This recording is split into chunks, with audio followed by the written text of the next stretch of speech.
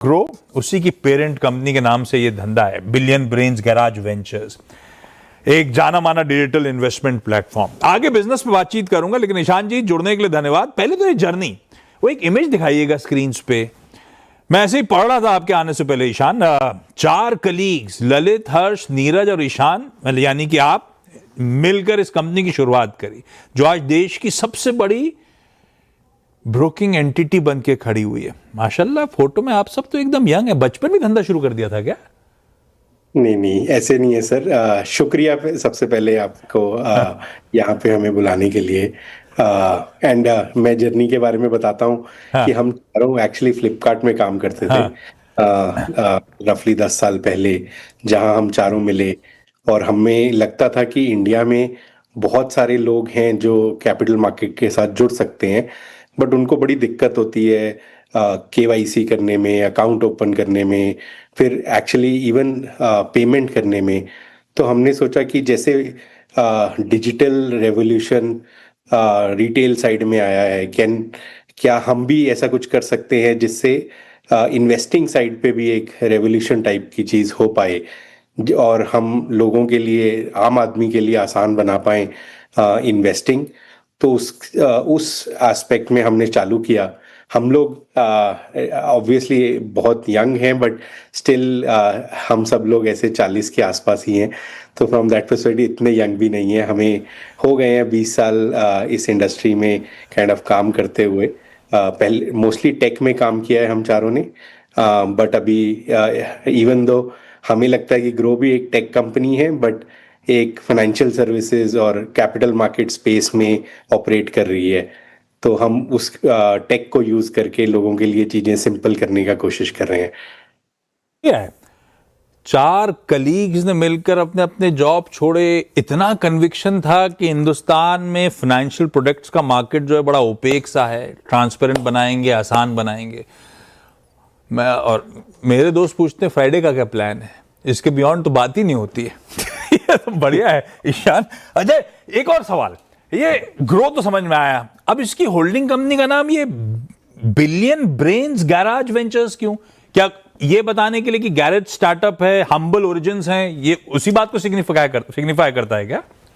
हाँ जी, so basically billion started कि India में अभी बिलियन कस्टमर्स हैं जहाँ पे पोटेंशियल है हमारा, और हमें लगता है कि ये कस्टमर्स अपना खुद का डिसीजन लें तो अपना खुद का ब्रेन भी यूज करें फ्रॉम और दूसरा जो पार्ट है आपका गैराज वाला, आई थिंक थोड़ा एप्पल से इंस्पिरेशन के कारण हमें लगा कि हम भी एक छोटी सी कंपनी 4 लोगों ने जो शुरू की है एक छोटी जगह से, और एक दिन हम भी बड़ी बन सकते हैं।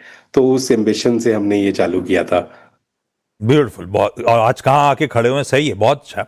Basically mutual fund distribution platform, वो शुरुआत थी।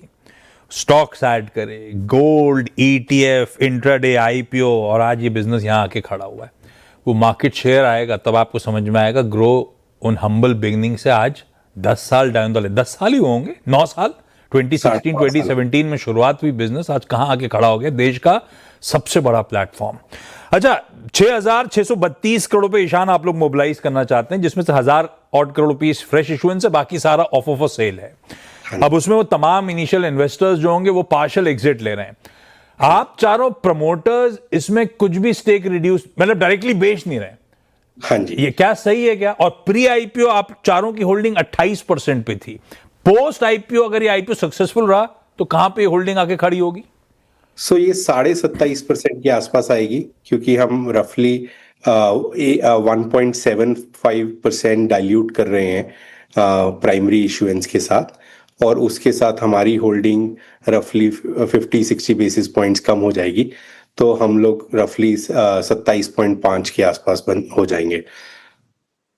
अब फाइनेंशियल्स जरा। FY24 में ईशान आपकी रेवेन्यू ग्रोथ थी 128% ईयर ऑन ईयर। अब वो बेस भी छोटा होगा, वो समय भी अलग था। FY25 में वो ग्रोथ हो गई ईयर ऑन ईयर 50%। और जब मैं Q1 देख रहा था इस साल का वीजा भी पिछले साल का, तो एक डी ग्रोथ कह लीजिए 10% के आसपास की। तो मोमेंटम स्टीम लूज आउट हो रही है। ये क्या प्योरली वो रेगुलेटरी फ्रेमवर्क में बदलाव, वो ट्रू टू लेबल, वो वीकली डेरिवेटिव एक्सपायरीज रिडक्शन होना, ये कॉन्ट्रैक्ट साइज रिड्यूस होना, ये सब वही सब है जो अभी रेवेन्यू मोमेंटम लूज आउट हो रहा है, ये वही कारण है क्या?